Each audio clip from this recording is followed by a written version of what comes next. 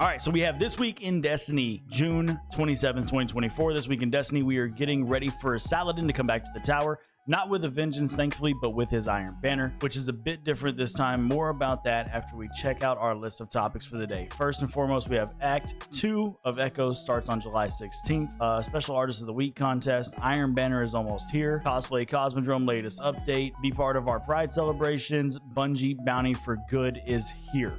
Okay, so Act 2 starts July 16th. After touching base with our old friend Failsafe and starting an investigation into the Vex on Nessus, we found that something is not quite right. The revelations of Act 1 will drive your investigation even further into Nessus in Act 2 when it launches on July 16th. To make sure you're equipped with all of the latest intel, we'll be hosting a developer live stream ahead of time to preview the new content that's coming. We'll have more details on the timing of the live stream for you soon. Love it. We love it whenever they do a developer live stream. That's going to be huge because we're going to check in on that. And we're going to see what they have coming for us in Act 2. We love that. How about some Echoes art? Ooh, look at this. We had a little emblem. To celebrate that we are in the middle of our first episode ever, and that we just finished its first act, how about we do something special? This community is filled to the brim with amazing artists, and we'd love to celebrate your talent every opportunity we can get. We have our Artist of the Week and Movie of the Week picks in every Twid, but this time we wanted to something a little bit more thematic and focused. So this is our call to artists everywhere to represent their favorite moment during Echoes Act 1, an epic fight against the Vex. Check a representation of your favorite lore piece so far. Wonderful, a cozy Saint and Osiris scene. Can't wait to see it. Some of the crazy situations with Failsafe. We are to blame for that one, probably. Love that. Just do what you do best and give us a take on this new narrative unfolding in the world of Destiny 2.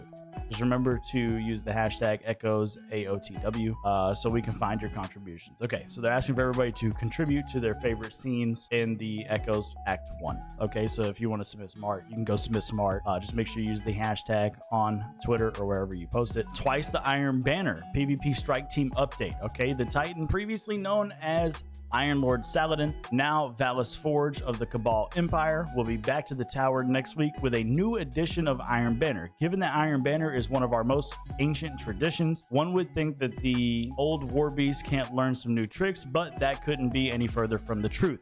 To begin with, Iron Banner will now be a 2-week event and the main PvP focus for that time. That's actually huge, giving us double the Iron Banner. I feel like 1 week to get all the grinding done on that is just not enough, and it doesn't come around fast enough for us to keep grinding it. So it's going to be good for it to be here for 2 weeks. I'm sure people that really enjoy trials are going to be very angry about that, but we'll see how they kind of split that up. Players will be able to earn rewards, climb ranks, and hone their PvP skills with one game mode during the first week, and then with another game mode in the second. So they're going to switch up game modes. That's good. In this first iteration of the Iron Banner for Echoes, the game mode available is going to be Control, and the second one is going to be Tribute. Okay. In Season 23, we experimented with a system that enabled players to select from either Control or the rotating game mode whenever Iron Banner was active. Players being able to choose which game mode they wanted to play was nice to have, but it was a departure from how we had previously handled the most. Splitting the player base in half had a negative effect on both matchmaking times and match quality. These drawbacks meant that it was not sustainable for over the long term, so that's why they decided to do one game mode and then another game mode, kind of switch it up. Kind of makes sense. There will be 2 weapons added to Iron Banner during Echoes. The first weapon is going to be Criminal's Dagger, and it's still a kinetic aggressive hand cannon, but now it comes with a small bump to its stats. Perfect, we love that. And perks like Precision Instrument and Kill Clip. Okay. The other weapon available is going to be Claws of the Wolf, is a rapid fire frame void pulse rifle with fan favorite perks Head Seeker and Zen Moment, although the new perks like To the Pain are worth checking out too. Okay, so gonna be a lot of new perks coming with these weapons. Love that. Getting many rolls of these weapons will be easier too. You'll still need to unlock the first to drop by getting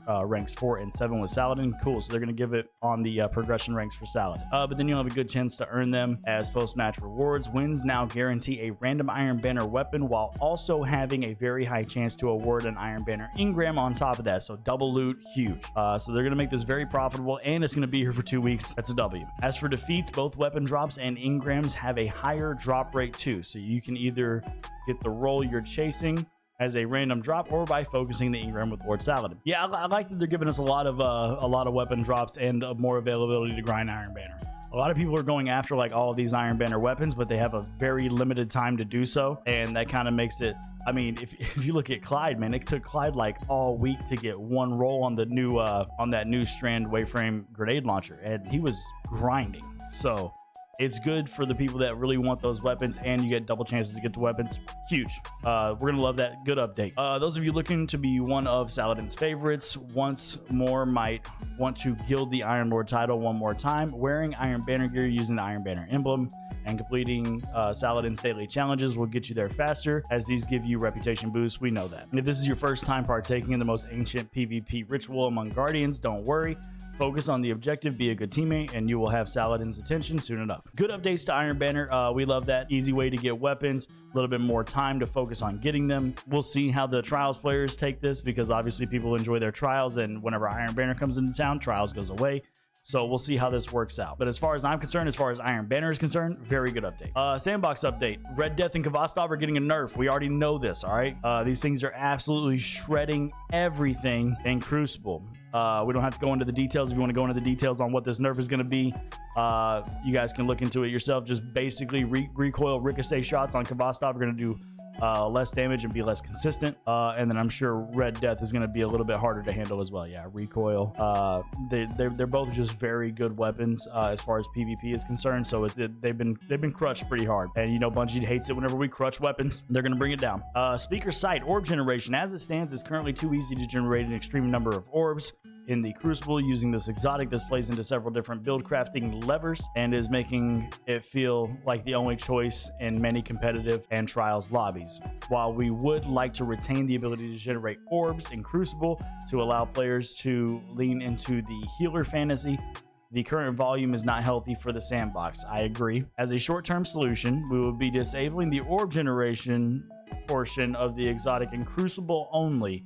Long-term, we will revisit allowing the weapon to create orbs at a more reasonable rate. I don't think they meant weapon. Obviously, they meant the armor, making the weapon generate it. Good change. Good knee-jerk reaction. Just turn it off for Crucible right now. Make it to where you're not really leaning on that too hard, but obviously you can still wear Speaker Sight if you want to do some of the healing stuff. Just maybe not so much orb generation. So good change right now. We'll see how it looks whenever they revisit it. Hopefully they don't do anything to it with PvE. We love the orb generation in PvE, and obviously that helps with the still hunt aspect of doing damage. So this is good synergy with the new team comp. So we'll see what they do in the future. The changes to Iron Banner and the Sandbox are not the only things that we have planned. We'll have more to talk about before the mid-episode patch, so keep an eye out for that. We don't want to give away too much while things are still in flux, but we've got several quality of life features to roll out. A Destiny 2 reprise map coming to the next episode, some UI updates to help with clarity, and a big feature that we're heads down working on for our third episode that we can't wait to share with you all. So more things to come with the episodes and everything. Witness cosplay. Oh my god, this is a cosplay? There's no way this is a cosplay. No, that's not a cosplay. Is this a cosplay? This is a cosplay. It looks like the actual game. Jaw-dropping reality, like, for sure. Holy crap, that's pretty good. Oh, that's a W right there. Happy Pride Month. We got some emblems and some pins, and that's it. We got a couple little quality of life updates here, pony era codes, raid jackets and stuff, but overall good Twid, mainly about our Sandbox updates and our Iron Banner updates. 2 weeks of Iron Banner is huge. If you enjoyed the video or found it informative, make sure you like, comment, share with a friend, follow and subscribe depending on which platform you're on, and we'll see you in the next one.